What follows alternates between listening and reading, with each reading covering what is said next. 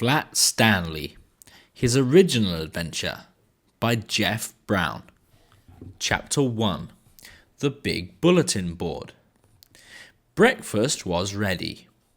"I will go wake the boys," Mrs. Lambchop said to her husband, George Lambchop. Just then, their younger son Arthur called from the bedroom he shared with his brother Stanley. "Hey, come and look! Hey!" Mr. and Mrs. Lambchop were both very much in favour of politeness and careful speech.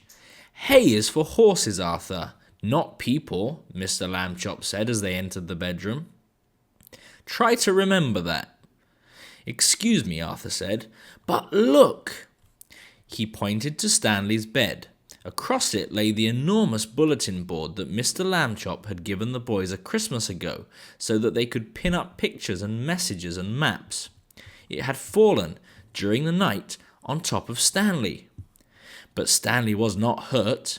In fact, he would still have been sleeping if he had not been woken by his brother's shout. "What's going on here?" he called out cheerfully from beneath the enormous board. Mr. and Mrs. Lambchop hurried to lift it from the bed. "Heavens!" said Mrs. Lambchop. "Gosh!" said Arthur. "Stanley's flat." "As a pancake," said Mr. Lambchop. "Darndest thing I've ever seen." "Let's all have breakfast," Mrs. Lambchop said. "Then Stanley and I will go see Dr. Dan and hear what he has to say." In his office, Dr. Dan examined Stanley all over. "How do you feel?" he asked. "Does it hurt very much?" "I felt sort of tickly for a while after I got up," Stanley Lambchop said, "but I feel fine now." "Well, that's mostly how it is with these cases," said Dr. Dan. "We'll just have to keep an eye on this young fellow," he said when he had finished the examination. "Sometimes we doctors, despite all our years of training and experience, can only marvel at how little we really know." Mrs. Lambchop said she thought Stanley's clothes would have to be altered by the tailor now, so Dr. Dan told his nurse to take Stanley's measurements. Mrs. Lambchop wrote them down. Stanley was 4 feet tall, about a foot wide, and half an inch thick. Chapter 2. Being Flat. When Stanley got used to being flat, he enjoyed it. He could go in and out of rooms, even when the door was closed, just by lying down and sliding through the crack at the bottom. Mr. and Mrs. Lambchop said it was silly, but they were quite proud of him. Arthur got jealous and tried to slide under a door, but he just banged his head. Being flat could also be helpful, Stanley found. He was taking a walk with Mrs. Lambchop one afternoon when her favourite ring fell from her finger. The ring rolled across the sidewalk and down between the bars of a grating that covered a deep, dark shaft. Mrs. Lambchop began to cry. "I have an idea," Stanley said. He took the laces out of his shoes and an extra pair out of his pocket and tied them all together to make one long lace. Then he tied one end of that to the back of his belt and gave the other end to his mother. "Lower me," he said, "and I will look for the ring." "Thank you, Stanley," Mrs. Lambchop said. She lowered him between the bars and moved him carefully up and down and from side to side, so that he could search the whole floor of the shaft. 2 policemen came by and stared at Mrs. Lambchop as she stood holding the long lace that ran down through the grating. She pretended not to notice them. "What's the matter, lady?" the first policeman asked. "Is your yo-yo stuck?" "I'm not playing with a yo-yo," Mrs. Lambchop said sharply. "My son is at the other end of this lace, if you must know." "Get the net, Harry," said the second policeman. "We have caught a cuckoo." Just then, down in the shaft, Stanley cried out, "Hooray!" Mrs. Lambchop pulled him up and saw that he had the ring. "Good for you, Stanley," she said. Then she turned angrily to the policeman. "A cuckoo indeed," she said. "Shame." The policeman apologized. "We didn't get it, lady," they said. "We have been hasty. We see that now." "People should think twice before making rude remarks," said Mrs. Lambchop, "and then not make them at all." The policeman realized that was a good rule and they said they would try to remember it. One day Stanley got a letter from his friend Thomas Anthony Jeffrey, whose family had moved recently to California. A school vacation was about to begin, and Stanley was invited to spend it with the Jeffreys. "Oh boy," Stanley said, "I would love to go." Mr. Lambchop sighed. "A round-trip train or airplane ticket to California is very expensive," he said. "I will have to think of some cheaper way." When Mr. Lambchop came home from the office that evening, he brought with him an enormous brown paper envelope. "Now then, Stanley," he said, "try this for size." The envelope fit Stanley very well. There was even room left over, Mrs. Lambchop discovered, for an egg salad sandwich made with thin bread and a toothbrush case filled with milk. They had to put a great many stamps on the envelope to pay for both airmail and insurance, but it was still much less expensive than a train or airplane ticket to California. The next day, Mr. and Mrs. Lambchop slid Stanley into his envelope, along with the egg salad sandwich and the toothbrush case full of milk, and mailed him from the box on the corner. The envelope had to be folded to fit through the slot, but Stanley was a limber boy, and inside the box he straightened right up again. Mrs. Lambchop was nervous because Stanley had never been away from home before. She rapped on the box. "Can you hear me, dear?" she called. "Are you all right?" Stanley's voice came quite clearly. "I'm fine. Can I eat my sandwich now?" "Wait an hour and try not to get overheated, dear," Mrs. Lambchop said. Then she and Mr. Lambchop cried out, "Goodbye, goodbye," and went home. Stanley had a fine time in California. When the visit was over, the Jeffreys returned him in a beautiful white envelope they had made themselves. It had red and blue markings to show that it was airmail, and Thomas Jeffrey had lettered it valuable and fragile, and this end up on both sides. Back home, Stanley told his family that he had been handled so carefully he never felt a single bump. Mr. Lambchop said it proved that jet planes were wonderful, and so was the postal service, and that this was a great age in which to live. Stanley thought so too. Chapter 3. Stanley the Kite. Mr. Lambchop had always liked to take the boys out with him on Sunday afternoons, to a museum or roller skating in the park, but it was difficult when they were crossing streets or moving about in crowds. Stanley and Arthur would often be jostled from his side, and Mr. Lambchop worried about speeding taxis or that hurrying people might accidentally knock them down. It was easier after Stanley got flat. Mr. Lambchop discovered that he could roll Stanley up without hurting him at all. He would tie a piece of string around Stanley to keep him from unrolling, and make a little loop in the string for himself. It was as simple as carrying a parcel, and he could hold on to Arthur with the other hand. Stanley did not mind being carried because he had never much liked to walk. Arthur didn't like to walk either, but he had to. It made him mad. One Sunday afternoon, in the street, they met Ralph Jones, an old college friend of Mr. Lambchop's. "Well, George, I see you have bought some wallpaper," Mr. Jones said. "Going to decorate your house, I suppose?" "Wallpaper?" said Mr. Lambchop. "Oh no, this is my son Stanley." He undid the string, and Stanley unrolled. "How do you do?" Stanley said. "Nice to meet you, young fella," the man said. "George," he said to Mr. Lambchop, "that boy is flat." "Smart too," Mr. Lambchop said. "Stanley is third from the top in his class at school." "Phew," said Arthur. "This is my younger son, Arthur," Mr. Lambchop said, "and he will apologize for his rudeness." Arthur could only blush and apologize. Mr. Lambchop rolled Stanley up again, and they set out for home. It rained quite hard while they were on the way. Stanley, of course, hardly got wet at all, just around the edges, but Arthur got soaked. Late that night, Mr. and Mrs. Lambchop heard a noise out in the living room. They found Arthur lying on the floor near the bookcase.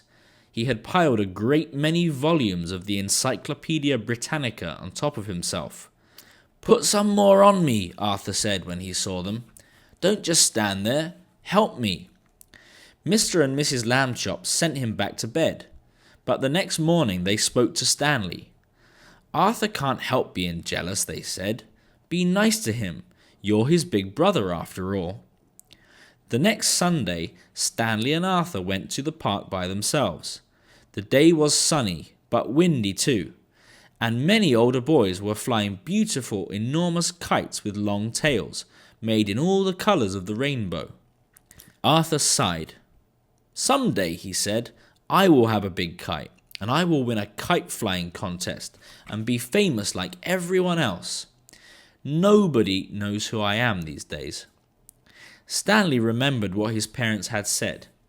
He went to a boy whose kite was broken and borrowed a large spool of string. "You can fly me, Arthur," he said. "Come on." He attached the string to himself and gave Arthur the spool to hold.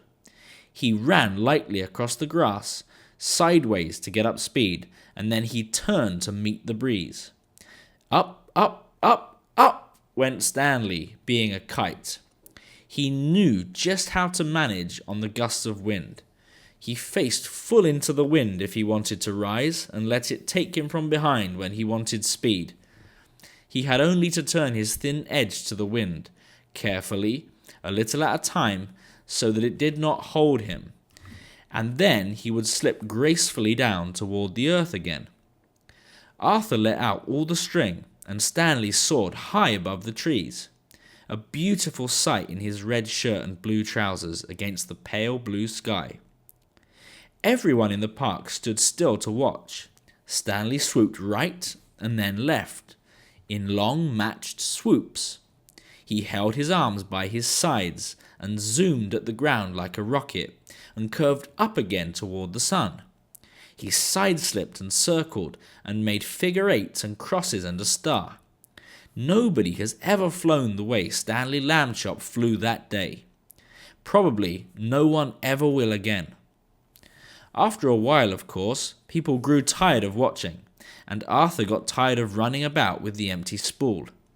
Stanley went right on, though, showing off. 3 boys came up to Arthur and invited him to join them for a hot dog and some soda pop. Arthur left the spool wedged in the fork of a tree. He did not notice, while he was eating the hot dog, that the wind was blowing the string and tangling it about the tree. The string got shorter and shorter, but Stanley did not realize how low he was until leaves brushed his feet, and then it was too late. He got stuck in the branches. 15 minutes passed before Arthur and the other boys heard his cries and climbed up to set him free. Stanley would not speak to his brother that evening, and at bedtime. Even though Arthur had apologized, he was still cross. Alone with Mr. Lambchop in the living room, Mrs. Lambchop sighed and shook her head. "You're at the office all day having fun," she said. "You don't realize what I go through with the boys. They're very difficult." "Kids are like that," Mr. Lambchop said. "Phases. Be patient, dear." Chapter 4. The Museum Thieves. Mr. and Mrs. O.J. Dart lived in the apartment above the Lambchops. Mr. Dart was an important man, the director of the famous Museum of Art downtown in the city. Stanley Lambchop had noticed in the elevator that Mr. Dart, who was ordinarily a cheerful man, had become quite gloomy, but he had no idea what the reason was. And then, at breakfast one morning, he heard Mr. and Mrs. Lambchop talking about Mr. Dart. "I see," said Mr. Lambchop, reading the paper over his coffee cup, "that still another painting has been stolen from the famous museum. It says here that Mr. O.J. Dart, the director, is at his wit's end." "Oh dear, are the police no help?" Mrs. Lambchop asked. "It seems not," said Mr. Lambchop. "Listen to what the chief of police told the newspaper. We suspect a gang of sneak thieves. These are the worst kind. They work by sneakery, which makes them very difficult to catch. However, my men and I will keep trying. Meanwhile, I hope people will buy tickets for the policeman's ball and not park their cars where signs say don't. The next morning, Stanley Lambchop heard Mr. Dart talking to his wife in the elevator. These sneak thieves work at night, Mr. Dart said. It is very hard for our guards to stay awake when they have been on duty all day. And the famous museum is so big, we cannot guard every picture at the same time. I fear it is hopeless, hopeless, hopeless. Suddenly, as if an electric light bulb had lit up in the air above his head, giving out little shooting lines of excitement, Stanley Lambchop had an idea. He told it to Mr. Dart. Stanley, Mr. Dart said, if your mother will give her permission, I will put you and your plan to work this very night. Mrs. Lambchop gave her permission. But you will have to take a long nap this afternoon, she said. I won't have you up till all hours unless you do. That evening, after a long nap, Stanley went with Mr. Dart to the famous museum. Mr. Dart took him into the main hall, where the biggest and most important paintings were hung. He pointed to a huge painting that showed a bearded man wearing a floppy velvet hat, playing a violin for a lady who lay on a couch. There was a half-man, half-horse person standing behind them, and 3 fat children with wings were flying around above. That, Mr. Dart explained, was the most expensive painting in the world. There was an empty picture frame on the opposite wall. We shall hear more about that later on. Mr. Dart took Stanley into his office and said, It is time for you to put on a disguise. I already thought of that, Stanley Lambchop said, and I brought one. My cowboy suit. It has a red bandana and I can tie over my face. Nobody will recognize me in a million years. No, Mr. Dart said, you will have to wear the disguise I have chosen. From a closet, he took a white dress with a blue sash, a pair of shiny little pointed shoes, a white straw hat with a blue band that matched the sash, and a wig and a stick. The wig was made of blonde hair, long and done in ringlets. The stick was curved at the top, and it too had a blue ribbon on it. In this shepherdess disguise, Mr. Dart said, you will look like a painting that belongs in the main hall. We do not have cowboy pictures in the main hall. Stanley was so disgusted he could hardly speak. I will look like a girl. That's what I will look like, he said. I wish I had never had my idea. But he was a good sport, so he put on the disguise. Back in the main hall, Mr. Dart helped Stanley climb up into the empty picture frame. Stanley was able to stay in place because Mr. Dart had cleverly put 4 small spikes in the wall, one for each hand and foot. The frame was a perfect fit. Against the wall, Stanley looked just like a picture. Except for one thing, Mr. Dart said. Shepherdesses are supposed to look happy. They smile at their sheep and at the sky. You look fierce, not happy, Stanley. Stanley tried hard to get a faraway look in his eyes and even to smile a little bit. Mr. Dart stood back a few feet and stared at him for a moment. Well, he said, it may not be art, but I know what I like. He went off to make sure that certain other parts of Stanley's plan were taken care of, and Stanley was left alone. It was very dark in the main hall. A little bit of moonlight came through the windows, and Stanley could just make out the world's most expensive painting on the opposite wall. He felt as though the bearded man with the violin and the lady on the couch and the half-horse person and the winged children were all waiting, as he was, for something to happen. Time passed, and he got tireder and tireder. Anyone would be tired this late at night, especially if he had to stand in a picture frame balancing on little spikes. Maybe they won't come, Stanley thought. Maybe the sneak thieves won't come at all. The moon went behind a cloud, and then the main hall was pitch dark. It seemed to get quieter too with the darkness. There was absolutely no sound at all. Stanley felt the hair on the back of his neck prickle beneath the golden curls of the wig. Creak! The creaking sound came from right out in the middle of the main hall, and even as he heard it, Stanley saw in the same place a tiny yellow glow of light. The creaking came again, and the glow got bigger. A trap door had opened in the floor, and two men came up through it into the hall. Stanley understood everything all at once. These must be the sneak thieves. They had a secret trapdoor entrance into the museum from outside. That was why they had never been caught. And now, tonight, they were back to steal the most expensive painting in the world. He held very still in his picture frame and listened to the sneak thieves. "This is it, Max," said the first one. "This is where we art robbers pull a sensational job while the civilized community sleeps." "Right, Luther," said the other man. "In all this great city, there is no one to suspect us." "Ha ha," thought Stanley Lambchop. "That's what you think." The sneak thieves put down their lantern and took the world's most expensive painting off the wall. "What would we do to anyone who tried to capture us, Max?" the first man asked. "We would kill him." "What else?" his friend replied. That was enough to frighten Stanley, and he was even more frightened when Luther came over and stared at him. "This sheep girl," Luther said. "I thought sheep girls were supposed to smile, Max. This one looks scared."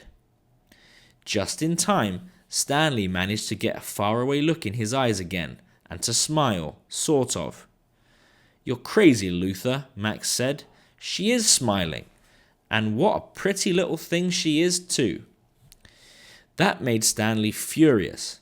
He waited until the sneak thieves had turned back to the world's most expensive painting, and he shouted in his loudest, most terrifying voice, "Police! Police! Mr. Dart! The sneak thieves are here!" The sneak thieves looked at each other. "Max," said the first one, very quietly, "I think I heard the sheep girl yell." "I think I did too," said Max in a quivery voice. "Oh boy, yelling pictures, we both need a rest." "You'll get a rest all right," shouted Mr. Dart, rushing in with the chief of police and lots of guards and policemen behind him. "You'll get arrested. That's what. Ha ha ha." The sneak thieves were too mixed up by Mr. Dart's joke and too frightened by the policeman to put up a fight. Before they knew it, they had been handcuffed and led away to jail. The next morning, in the office of the chief of police, Stanley Lambchop got a medal. The day after that, his picture was in all the newspapers. Chapter 5. Arthur's Good Idea. For a while, Stanley Lambchop was a famous name. Everywhere that Stanley went, people stared and pointed at him. He could hear them whisper, "Over there, Agnes, over there. That must be Stanley Lambchop, the one who caught the sneak thieves," and things like that. But after a few weeks, the whispering and the staring stopped. People had other things to think about. Stanley did not mind. Being famous had been fun, but enough was enough.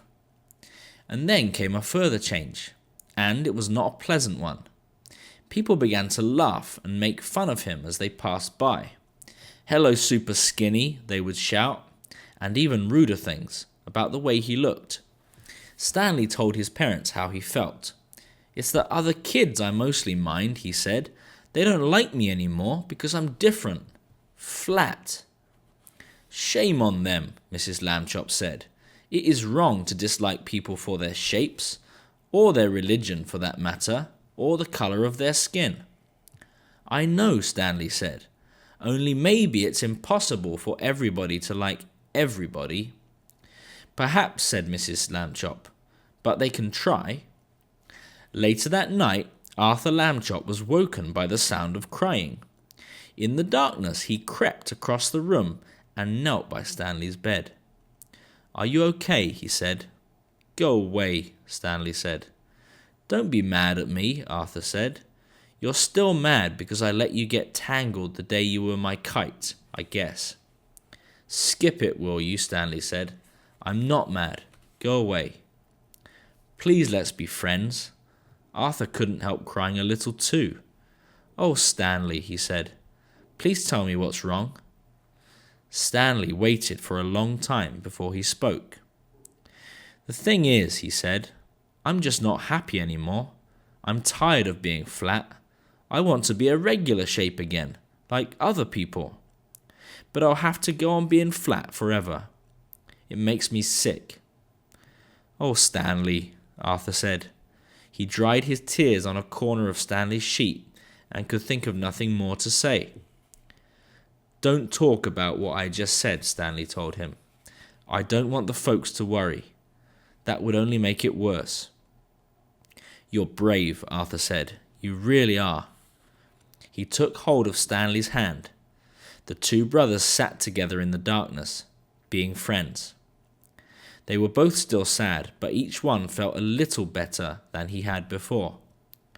And then, suddenly, though he was not even trying to think, Arthur had an idea. He jumped up and turned on the light and ran to the big storage box where toys and things were kept. He began to rummage in the box. Stanley sat up in bed to watch. Arthur flung aside a football and some lead soldiers and airplane models and lots of wooden blocks, and then he said, Aha! He had found what he wanted, an old bicycle pump. He held it up, and Stanley and he looked at each other. Okay, Stanley said at last, but take it easy. He put the end of the long pump hose into his mouth. Okay, Stanley said at last, but take it easy. He put the end of the long pump hose in his mouth and clamped his lips tightly about it so that no air could escape. I'll go slowly, Arthur said. If it hurts or anything, wiggle your hand at me. He began to pump. At first, nothing happened, except that Stanley's cheeks bulged a bit. Arthur watched his hand, but there was no wiggle signal, so he pumped on. Then suddenly, Stanley's top half began to swell. It's working! It's working! Shouted Arthur, pumping away. Stanley spread his arms so that the air could get around inside him more easily. He got bigger and bigger. The buttons of his pajama top burst off. Pop, pop, pop. A moment more and he was all rounded out, head and body, arms and legs. But not his right foot. That foot stayed flat. Arthur stopped pumping. It's like trying to do the very last bit of those long balloons, he said. Maybe a shake would help. Stanley shook his right foot twice, and with a little whooshing sound, it swelled out to match the left one. There stood Stanley Lambchop as he used to be, as if he had never been flat at all. Thank you, Arthur, Stanley said. Thank you very much. The brothers were shaking hands when Mr. Lambchop strode into the room with Mrs. Lambchop right behind him. We heard you, said Mr. Lambchop. Up and talking when you ought to be asleep, eh? Shame on... George, said Mrs. Lambchop. Stanley's round again. You're right, said Mr. Lambchop, noticing. Good for you, Stanley. I'm the one who did it, Arthur said. I blew him up. Everyone was terribly excited, and happy, of course. Mrs. Lambchop made hot chocolate to celebrate the occasion, and several toasts were drunk to Arthur for his cleverness. When the little party was over, Mr. and Mrs. Lambchop tucked the boys back into their beds and kissed them, and then they turned out the light. "Good night," they said. "Good night," said Stanley and Arthur. It had been a long and tiring day. Very soon, all the Lambchops were asleep. The end.